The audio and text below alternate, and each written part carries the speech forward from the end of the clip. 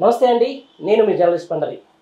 మొత్తానికి ఇలా రాష్ట్రంలో దాదాపుగా కాంగ్రెస్ ప్రభుత్వం వచ్చేసి 100 రోజులు దాటింది. ఈ నేపథ్యంలో కూడా ఈ ప్రభుత్వంపై, ఈ ముఖ్యమంత్రిపై, ప్రభుత్వంలో ఉన్న ఒక కీలక మంత్రిపై కీలక వ్యాఖ్యలు చేసిండ్రు పొలిటికల్ అనలిస్ట్ గాంధీ గారు. అంటే ఎవరైతే ముఖ్యమంత్రి అలాగే ఖమ్మం జిల్లాకు చెందిన ఒక మంత్రి బీజేపీతో టచ్లో ఉన్నారనే వార్త మనం సోషల్ మీడియాలో బాగా వైరల్ అయింది. దీనికి సంబంధించి మనం మాట్లాడేందుకు గాదయ్య గారే మనతోనే ఉన్నారు. ఆయనని అడిగి తెలుసుకుందాం అసలు ఎట్లా ఇది ఏ విధంగా సాధ్యమైందని. సార్ చెప్పండి సార్, ఒకటేసారి సడన్గా బాంబు పేల్చారు మీరు. అంటే ముఖ్యమంత్రి రేవంత్ రెడ్డి అయితేనేది, లేకపోతే ఖమ్మం జిల్లాకు సంబంధించిన పొంగులేటి శ్రీనివాస్ రెడ్డి బీజేపీతో టచ్లో ఉన్నారని చెప్పేసి ఎట్లా సార్, అది ఎట్లా సార్? అంటే ఇది 100% ఇది వాస్తవమే. ఇది వాస్తవంగా మాకు ఎప్పటి నుంచో తెలుసు, ఇది మనందరికీ తెలిసిందే. ఆయన బీజేపీలో ఆయన మొత్తానికి అంతకుముందు బీఆర్ఎస్ నుంచి అంటే టీఆర్ఎస్ నుంచి బయటకు వచ్చిన తర్వాత ఆయన తన రాజకీయ ప్రస్థానాన్ని కొనసాగించడానికి ఎంచుకునే అనేక ప్రయత్నాల్లో ఉన్నప్పుడు బీజేపీ పోదామా, కాంగ్రెస్కు పోదామా, లేకపోతే ఇంకేటన్నా పోదామా, ఏం చేద్దాం, లేకపోతే స్వతహాగానే ఇంకోమైనా పార్టీ పెడదామా, ఇట్లా అనేక రకాలైనటువంటి ఆలోచనలు చేసినట్టు మనకు తెలుసు. బీజేపీకి ఎట్లా అసలు నిజంగా దేశంలో ఏ పార్టీకి లేనటువంటిది ఒక చేరికల కమిటీ అనేది వాళ్ళు ఏర్పాటు చేసుకొని తెలంగాణలో అంత ఓపెన్గా చేరికల కమిటీ అని పెట్టుకొని దానికి ఈటల రాజేంద్ర పెడితే బ్రేక్ఫాస్ట్ మీటింగ్ చూసినాం, లంచ్ మీటింగ్ చూసినాం, డిన్నర్ మీటింగ్ చూసినాం, మిడ్ నైట్ మీటింగ్లు చూసినాం, ఇవన్నీ అన్నీ చూసినాం. ఢిల్లీలో చూసినాం, గల్లీలో చూసినాం.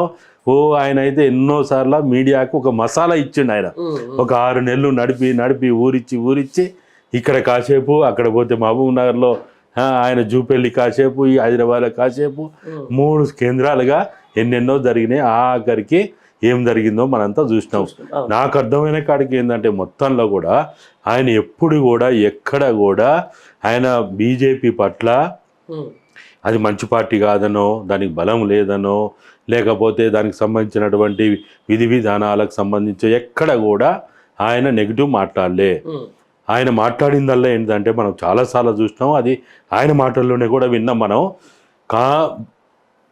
కాంగ్రెస్ పార్టీ ద్వారా మాత్రమే కేటీఆర్ ప్రభుత్వాన్ని దించగలుగుతాము, బీజేపీ ద్వారా అది సాధ్యం కాదు అనేది నేను అనేక రకాలైనటువంటి నాకు వ్యక్తిగతంగా నేను చేసుకున్న మీడియా ఎంక్వైరీలు కావచ్చు, ఇతరత్ర అనేక రకాలైనటువంటి ఏవైతే ఉన్నాయి కదా, చాలా సంస్థలు ఉన్నాయి కదా, వాళ్ళందరి ద్వారా నేను తెలుసుకున్న బీజేపీ ద్వారా ఈ ప్రభుత్వాన్ని కూల్చలేము, దించలేము అనేది నాకు తేలింది. కాబట్టి నేను బీజేపీలోకి ఇప్పుడైతే ససేమిరా రాను అని చాలా గౌరవంగా మాట్లాడుకొని చాలా హాటు లేకుండా, హీటు లేకుండా, చాలా పద్ధతి ప్రకారం మాట్లాడుకొని ఈ ఎపిసోడ్ ముగిసే వరకు నన్ను నా పద్ధతిలో నేను చెప్పింది ప్రకారం పోతా. దాని తర్వాత అప్పుడు సెకండ్ హాఫ్లో, సెకండ్ ఎపిసోడ్లో అప్పుడు మీరు చెప్పింది చేద్దాం అనేది వాళ్ళ మధ్య జరిగినటువంటి వాస్తవం. ఇది మీరు మీడియాలో మీరు చెప్పిండ్రు, మేము విన్నాము, స్వయంగా మేము చూసినాము, అన్నీ చేసినాం. ఒక్కటి కాదు కదా అని ఒక్క ఛానల్ అంటే ఏదో ఆయనకు అనుకూలంగా చెప్తారు అనుకోవచ్చు, కానీ అనేక ఛానళ్ళు ఆయన మాట్లాడిన దాన్ని, చెప్పిన దాన్ని చాలా స్పష్టంగా బీజేపీ ద్వారా కేటీఆర్ ప్రభుత్వాన్ని దించలేం కాబట్టి నేను కాంగ్రెస్లో పోయి ఈ ప్రభుత్వాన్ని దించడానికి నా వంతు ప్రయత్నం నేను చేసిన తర్వాత అప్పుడు బీజేపీ తోటి అనేది చాలా స్పష్టంగా నర్మగర్భంగా ఆయన చెప్పిండు. అదే సార్, మాట మాట్లాడితే ఇదే ముఖ్యమంత్రి ఖబర్దార్ మా ప్రభుత్వాన్ని కూల్చేస్తే మీకు వచ్చేస్తా ఖబర్దార్ అని చెప్పేసి ఎప్పుడు ఏ ప్రెస్ మీట్ పెట్టినా కూడా ఇదే మాటలు మాట్లాడుతూ ఉన్నారు. ఎందుకంత భయం ఆయనకు? ఒకవేళ అదే జరిగే అవకాశాలు ఏమైనా ఉన్నాయా? ఇప్పుడు చాలా మంది ఏమనుకుంటారంటే ఇంటి దొంగను ఈశ్వరుడు ఎరగరంటారు కదా, ఇంటి దొంగను ఈశ్వరుడు ఎరగరట. అట్లనే పాపం రేవంత్ రెడ్డి గారు కానీ, లేకపోతే అక్కడ ఉన్న ఏమన్నా ఏది కాంగ్రెస్ జీవితం అంతా కాంగ్రెస్ అనుకున్న వాళ్ళు ఉన్నారు కదా, వాళ్ళకి కానీ వాళ్ళకి ఇది తెలియకపోవచ్చు. ఇప్పుడు ఈ ఎన్టీ రామారావు టాల్ పర్సనాలిటీ 83లో ప్రభుత్వం వస్తే 84లో శ్రీనివాసులు రెడ్డి, నాదెళ్ల భాస్కర్ ఏం చేసిండో చూసినాం. ఈ దేశంలో 16 రాష్ట్రాల్లో అమిత్ షా, మోడీలు ఏ విధంగా వంటకం చేసి ఒక్క ఎమ్మెల్యే లేని రాష్ట్రంలో కూడా వాళ్ళు వాళ్ళ ప్రభుత్వాలని ఏర్పాటు చేసిండ్రంటే ఇక ఈ చూస్తలేమా? అరే ఎన్నికల నోటిఫికేషన్ ఇంకా 30 రోజులు లేకపోతే హిమాచల్ ప్రదేశ్లో ఏమైంది, అవును ఏం చేసిండ్రు? అవును కాబట్టి ఇప్పుడున్నటువంటి పరిస్థితులలో మనము ఈ విలువల గురించి, సాంప్రదాయాల గురించి, చట్టాల గురించి, రాజ్యాంగం గురించి మాట్లాడుకునే రోజులు కాదు. ఉమ్, ఇదంతా కప్పగంతుల వ్యవహారం.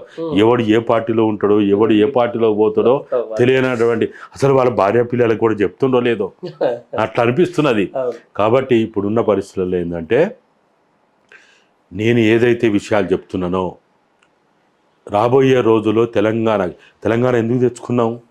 పాలకుల మార్పు కోసం కాదు, పరిపాలన మార్పు కోసం. అవును అది టీఆర్ఎస్ఆ, బీఆర్ఎస్ఆ, బీజేపీ, కాంగ్రెసా, పార్టీలు జెండాల కోసం కాదు. ఉమ్, ఈ తెలంగాణ ఇంత త్యాగాలు చేసి ఇంత సుదీర్ఘకాలం కొనసాగిన తర్వాత తెలంగాణ రాష్ట్రం భారతదేశ చిత్రపటంలో 29వ రాష్ట్రంగా ఆవిష్కరణ చేయడానికి పాలకుల కోసం కాదు, బుగ్గకారుల కోసం కాదు, వాళ్ళ జెండాలకి, వాళ్ళ ఆస్తులు పాస్తులు పెంచుకోవడానికి కాదు, వాళ్ళ ఆధిపత్యం కోసం కాదు, ప్రజల బాగు కోసం తెచ్చుకున్నాం. ఆ ప్రజల బాగు అనేది ఇక్కడ మొత్తంగా కూడా మన ఐడెంటిటీ కోసం తెచ్చుకున్నాం. తెలంగాణ ఐడెంటిటీ పోతుందని బాధ మాకు.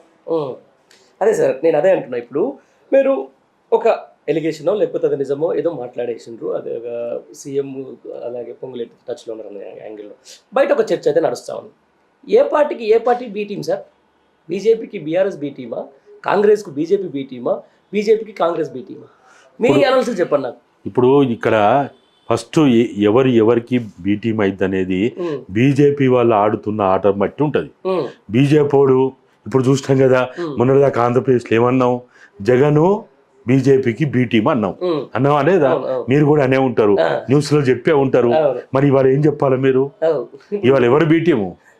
టీడీపీకి బీ టీమ్ అయింది. మరి బీజేపీకి టీడీపీ బీ టీమ్ అవుతుంది. అసలు ఈ బీజేపీ ఆడుతున్న ఆటలో ఎవడు ఎప్పుడు బీ టీం అవుతాడా, సి టీం అవుతాడా, ఏ టీం అయితే గారు ఆపోజిట్ అవుతాడా కూడా తెలియని పరిస్థితి. కాబట్టి దీంట్లో ఇక్కడ ఉన్నటువంటి పరిస్థితులలో ఏ రాజకీయ నాయకుడైనా, ఏ పార్టీ అయినా మనకున్న కాడికి, మనకు తెలిసిన కాడికి ఏంది, కాంగ్రెస్ బీజేపీలు రెండే కలవవు, మిగతా ఏవైనా కలుస్తాయి అనేదే భారతదేశంలో నిరూపించబడ్డది కదా. సరే కమ్యూనిస్టులు పక్కన పెడదాం సార్. నిజంగా చూసుకుంటే బీజేపీ కాంగ్రెస్ కలవు అని చెప్పేసి గతంలో కూడా విరుద్ధ వైరుధ్యాలు ఉంటాయని చెప్పేసి మీరు అంటున్నారు. కానీ చూస్తుంటే రాజకీయం ఒకసారి బాగా గమనిస్తుంటే సెంట్రల్నేమో బీజేపీతో గట్టి పోటీ పడుతూ ఉంటుంది. రాహుల్ గాంధీ మాకు బీజేపీతో పోటీ అంటారు. అదే ప్రధాని మోడీ హైదరాబాద్కి వచ్చినప్పుడు ఇదే రేవంత్ రెడ్డి ఏమంటాడు, భవిష్యత్తులో మీ సహకారం నాకు కావాలి, నేను ఆయన బడే నేను చోటమి అని చెప్పేసి అంటూ ఉంటారు. దీన్ని ఎట్లా చూడొస్తారు అంటే వాళ్ళు కాంగ్రెస్ ఎట్లా అవుతారు? అచ్చా, ఇప్పుడు రేవంత్ రెడ్డి కాంగ్రెస్ కాదు, వాళ్ళు కాంగ్రెస్ కాదు కదా.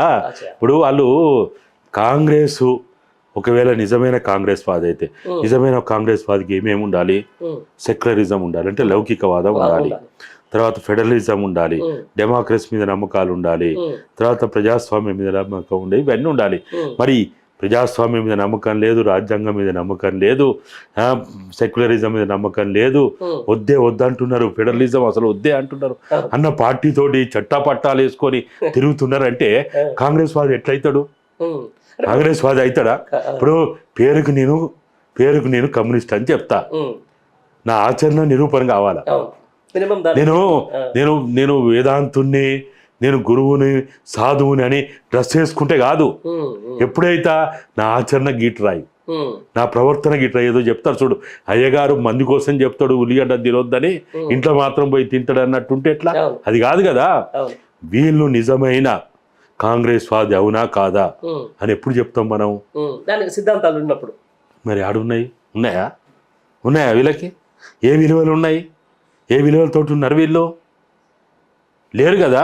కాబట్టి ఈరోజు వీళ్ళు ఆడుతున్న ఆట ఏదైతుందో ఇది పూర్తిగా వాళ్ళ లాభాపేక్షణ కోసం, వాళ్ళ మనుగడ కోసం, వాళ్ళ ఆధిపత్యం కోసం, వాళ్ళ వ్యాపారాల కోసం చేస్తున్నటువంటి ఆట తప్ప ఇక్కడ విలువలు ఉన్నాయి, వాదాలు ఉన్నాయి, సిద్ధాంతాలు ఉన్నాయి అని మనం మాట్లాడుకోవడం అంటే ఏదో అంటారు చూడు, గురువింజ సామెత అవుతుంది.